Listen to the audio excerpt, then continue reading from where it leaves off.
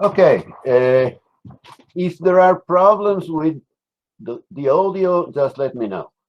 Uh, I'm going back to the Tractatus, indeed, to a very tiny bit of Tractatus. This is in the context of a discussion of relations among propositions, particularly inferential relations, which is itself part of the theory of truth functionality that is in the fives. And there, Wittgenstein briefly disposes of causation as a ground for inference. He says there is no possible way of making an inference from the existence of one situation to the existence of another, entirely different situation. There is no causal nexus to justify such an inference. He adds two comments. First, we cannot infer the events of the future from those of the present. Secondly, a longer comment, the freedom of the will consists in the impossibility of knowing now actions that still lie in the future. We could know them only if causality were an inner necessity, like that of logical inference. The connection between knowledge and what is known is that of logical necessity. And then A knows that P is the case, has no sense if P is a tautology. Now, the passage, with the exception of the last sentence, which is sort of an afterthought, as we will see, is literally anticipated in the notebooks, though there the context is neither causation nor the general theory of inference. It seems that, well, maybe Wittgenstein retrieved the remark on free will as relevant to the topic of causation and more generally to the issue of relations among propositions. Now, it is well known that in later writings, Wittgenstein addressed the issue of the will, particularly in relation with agency. However, such reflections do not appear to be continuous with Tractatus 5.1362 or to be immediately relevant to freedom of the will. Considerable attention has been devoted to such later reflections. Instead, Tractatus 5.1362 has been generally neglected. And commentators that do mention it just describe its argument as an unproblematic application of Wittgenstein's Humean rejection of metaphysical causality. Sometimes they emphasize the minimalist character of Wittgenstein's conception of freedom of the will. Nothing more than ignorance or uncertainty regarding the future as opposed to a substantive commitment to the metaphysical idea of a will that could be free or unfree. So there is no metaphysical conception of the will in this passage. And of course, some commentators find such a conception unsatisfactory as they regard ignorance of the future as fully compatible with determinism, hence with absence of freedom. However, none of these commentators reconstruct Wittgenstein's argument in any detail. One exception, perhaps the only exception, at least to that extent, is Frascola's book on the Tractatus, which devotes 5 pages to an analysis of this text. He has an agenda there. It is important in the context of his interpretation of the Tractatus to spend so much time on 5.1362. He is also exceptional in another respect.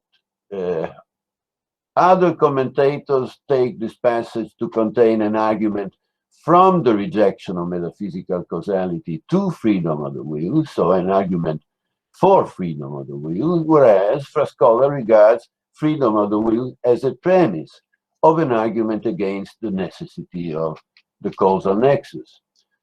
He says the conclusion is that the nexus between cause and effect cannot be assimilated as far as the necessity of the nexus is concerned with the relation of entailment between premise and consequence. And the corollary, according to Lello Frascola, is that only a Humean conception of causality can make a causal account of human action compatible with free will.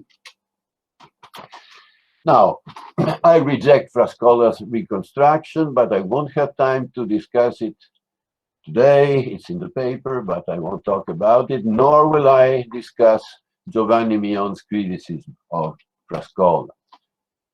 Suffice it to say here that I can see any reason to grant that Wittgenstein is assuming that there is free will, as Frascola's reconstruction presupposes. Moreover, Frascola's reconstruction entirely disregards the last sentence of 5.1362, namely, A knows that P is the case, has no sense if P is a tautology. And there he's in vast company, for, with a single exception as far as I know, no commentator devotes any attention to that final sentence or to what its point might be in the context of the free will argument.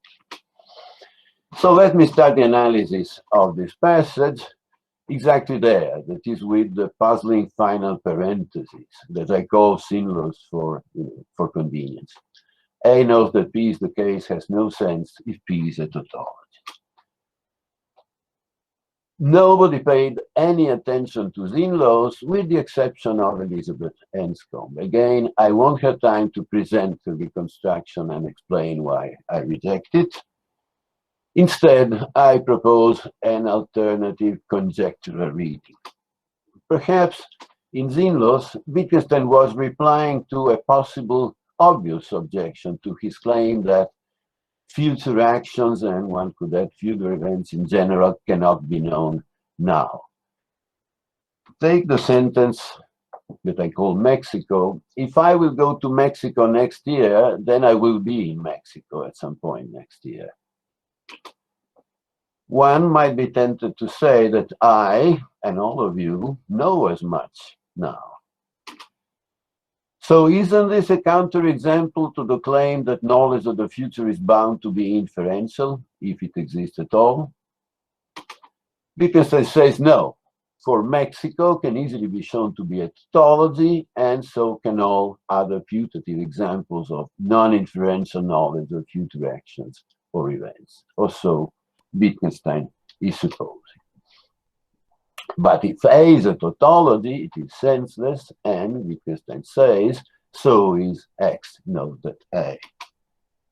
So the point of the last sentence in those is to silence an obvious objection to the assumption that knowledge of the future, if there is any, must be inferential. According to Zinlos, we cannot meaningfully say that someone knows Mexico or any other tautology in the future sense. So let us now try to figure out the full argument of 5.1362, beginning with a traditional reconstruction, i.e. a reconstruction that assumes that Wittgenstein intends to show that there is freedom of the will. In that case, his argument might go as follows. First premise, if we cannot know now our future actions, then there is free will. Second premise, knowledge of future actions could only be inferential, i.e. derived from knowledge of present facts. And the last sentence, the parenthesis, is intended to counter an objection to this second premise. Third, future actions are connected with present facts causally, if at all. Fourth premise, only inner necessary connections, such as logical connections, license inference. Finally, fifth premise, causal connections are not inherently necessary. Therefore, from 4 and 5, causal connections do not license inference. Hence, from 3 and 6, future actions cannot be inferred from present facts. From 2 and 7, we cannot have any knowledge of future actions. Therefore, there is free will. Okay, the argument appears to be valid. Steps 6 to 9 do follow from the premises and previous steps. Is it Wittgenstein's argument? I do not have time here to show that each premise is grounded either in previous Tractatus remarks or in 5.1362 itself. So here, let us ask a different question. Is the argument sound? It seems that at least premises 1, 4, and 5 can be challenged. Against 1, if we cannot know now our future action, then there is free will, it can be argued, as we just saw, that our epistemic shortcomings have no metaphysical input. The future may well be necessitated by the present, whether or not we know it is, or how such determination goes. For example, one commentator, Wenzel, says, if there are natural laws unknown to us, but according to which our future actions are fixed, free will seems empty. Against 4, namely only inner necessary connections such as logical connections, license, inference, it can be objected that there are necessary connections that are not logical entanglements, and B, that there are perfectly plausible probabilistic predictions that we rely upon every day, though they are not based on metaphysically or logically necessary connections. Now, against 5, causal connections are not inherently necessary. It can be objected that the human conception of causality is not sacrosanct. So these are external criticism, of course. Now, objection B to 4, the one about probabilistic predictions, is easily taken care of, for Wittgenstein did not deny that we can make reasonable predictions of our future behavior. He would deny that such predictions constitute knowledge, because, as he says, the connection between knowledge and what is known is that of logical necessity. By contrast, that it is reasonable to predict that I will do P does not logically entail that I will. So it is not something that Wittgenstein would call knowledge. All other objections are related to one another. Essentially, they are the same objection. They all challenge the implicit assumption that only necessary connections are logical connections. The only necessary connections are logical connections, or as Wittgenstein will put it later in the Tractatus, that there is no compulsion making one thing to happen because another has happened. The only necessity that exists is logical necessity. Now, at this point in the Tractatus, Wittgenstein has not yet made the reduction of necessity to logical necessity explicit. What he has claimed so far is just that causal connections do not license inference. Of course, one might argue that the reduction of necessity to logical necessity is grounded in the basic philosophical machinery of Tractatus, so that Wittgenstein believed he could take it for granted. Still, it is surprising that he did not explicitly address the obvious objection to premise 1, call it the standard objection, namely that our ignorance of the future is compatible with determinism and the absence of free will. And this raises some doubts about the reconstruction I proposed. My reconstruction, like others, assumes that the incipit of the relevant passage, namely the freedom of the will consisting in impossibility and so on and so forth, amounts to a biconditional. If there is freedom of the will, then future actions cannot be known now, and if future actions cannot be known now, then there is freedom of the will.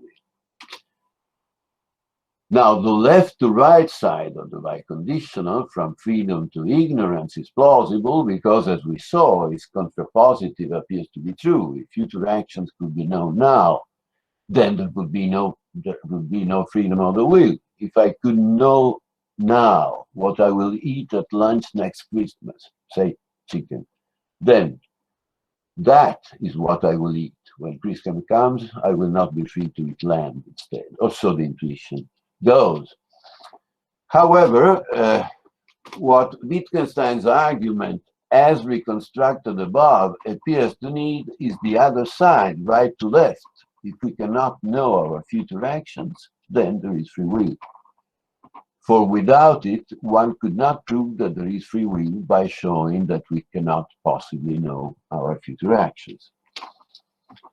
But the right to left side is open to what I call the standard objections, compatibilism.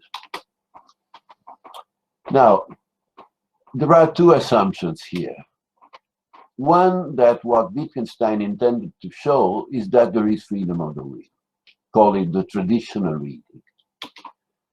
And secondly, that the incipit should be interpreted as a biconditional. There is an alternative reading of the incipit on which both assumptions are given up. Here, I am not going to explore that reading because there's not enough time. It is based on the suggestion that Wittgenstein's text may be echoing Spinoza's Ethics, Part 2, the scholium to Proposition 35. Let me read it. Men are mistaken in thinking themselves free. Their opinion is made up of consciousness of their own actions and ignorance of the causes by which they are conditioned. Their idea of freedom, therefore, is simply their ignorance of any cause for their actions. As for the saying that human actions depend on the will, this is a mere phrase without any idea to correspond thereto. What the will is and how it moves the body, they none of them know. So our idea of freedom of the will is just an empty surrogate for knowledge of the causes of our actions, which we lack. Cause of determination is replaced by dependence on the will, but the idea of the will, with its alleged causal efficacy, is totally empty. Spinoza says, verba sunt quorum nullam habent ideam. Words without any content whatsoever. Now, the Spinozian reading of the incipit would lead to a radical reinterpretation of the whole argument. For Wittgenstein would be explaining away our belief in free will rather than proving its existence, while not taking a stand on the issue of metaphysical determinism. Remember, Spinoza was quite in favor of metaphysical determinism. He was a determinist. Now, is this interpretation, the Spinozian interpretation, credible? It seems not, on account of the already quoted 6.37. The only necessity that exists is logical necessity. There, Wittgenstein does take a stand against metaphysical determinism, and a quite peremptory one at that. But then the Spinozian interpreter might object, why would he go the epistemic way about free will? Why not just argue that there is freedom of the will because determinism is false, as there are no necessary connections whatsoever between present and future events, including our future actions, as per 5.1361.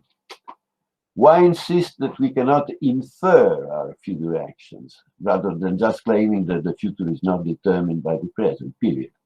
That's it. So the attempt at justifying premise 1, if we cannot now know our future actions, then there is free will, against the standard objection, has led to a dilemma.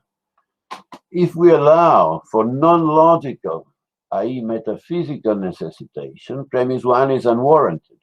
It may well be that our future actions are metaphysically necessitated, even though we are unable to predict them now, as per the standard objection.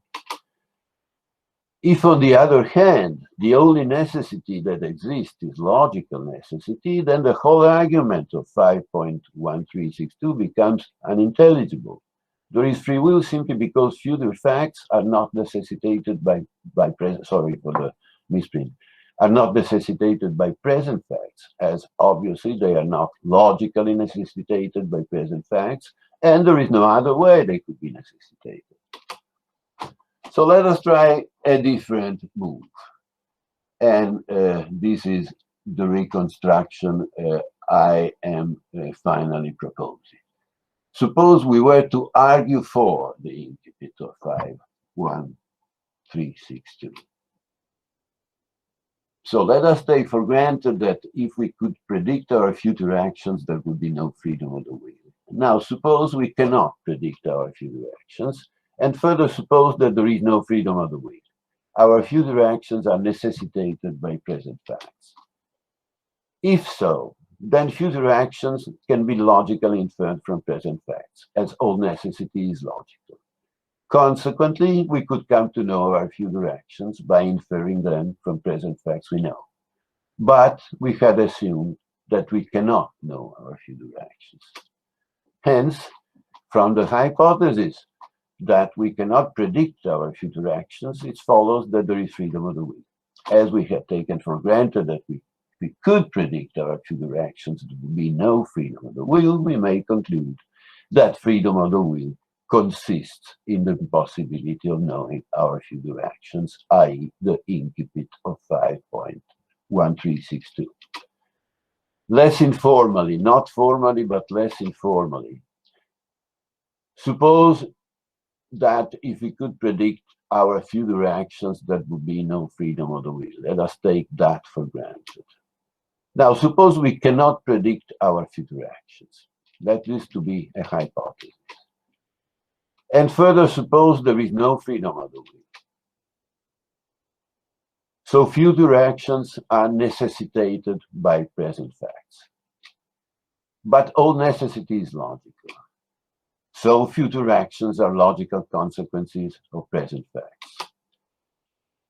Therefore, knowing present facts, it is possible to infer future actions. Consequently, we can predict our future actions, but we cannot predict our future actions. That is our hypothesis. So there is freedom of the will, i.e., if we cannot predict our future actions, then there is freedom of the will. And given premise 1, there is freedom of the will if and only if we cannot predict our future actions. Or, on the biconditional reading of consist, the freedom of the will consists in the impossibility of knowing now actions that still lie in the future. Thus, if you assume that the incipit is not a premise of the argument, but it's the argument's conclusion, we can reconstruct the argument in such a way that it does not incur in the dilemma we described above. For we get rid of the dilemma by showing that assuming one horn of it, the reduction of necessity to logical necessity does not make the argument unintelligible. For in order to reach the conclusion we want, we must go the epistemic way, for the conclusion is itself epistemic. Now, this reconstruction departs from the text of 5.1362 in more than one way. For example, it includes a reductio, and it explicitly assumes that all necessity is logical.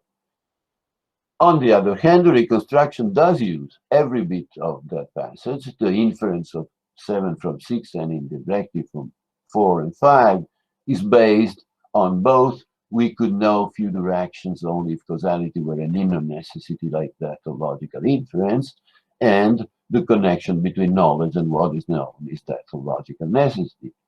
Only the final parenthetical remark is left out, but its point is just ruling out the possibility of some sort of direct or trivial inferential knowledge of future events. If this last reconstruction is convincing, it shows that in 5.1362, Wittgenstein is not arguing for free will, but for the connection between free will and ignorance of future actions. Now, many years later, in the mid-40s, Wittgenstein came back to the issue in a Cambridge lecture, for which we have notes by Yorick Smithies. As usual, the relation between such later views and the Tractatus is neither an equivocal rejection nor open confirmation. On the one hand, he seems to be reneging on the connection between predictability and freedom. He says, There is nothing about regularity which makes anything free or not free. The notion of compulsion is there if you think of the regularity as compelled, as produced by rails. If besides the notion of regularity you bring in the notion of it must move like this because the rails are laid like this equals many remarks in about the philosophy of mathematics, of course. Remarks like this, and there's more, seem to go in the direction of a radically compatibilist view. Choices can be described as free even when the acting subject is aware of the natural laws to which they conform. So the connection between freedom of the will and the inability to predict future actions seems to have been broken, contrary to Tractatus 5.1362. But on the other hand, near the end of the lecture, Wittgenstein appears to reinstate the connection. He says, if Moore and I played chess or roulette, and someone else could predict what was going to happen, telling us, we would just give up playing roulette. Suppose someone said, this is no game of chance at all. What makes us think it is a game of chance is only our ignorance. I could contradict this and say, no, it is a game of chance now that we are ignorant. If in the future we were no longer ignorant, it would no longer be a game of chance.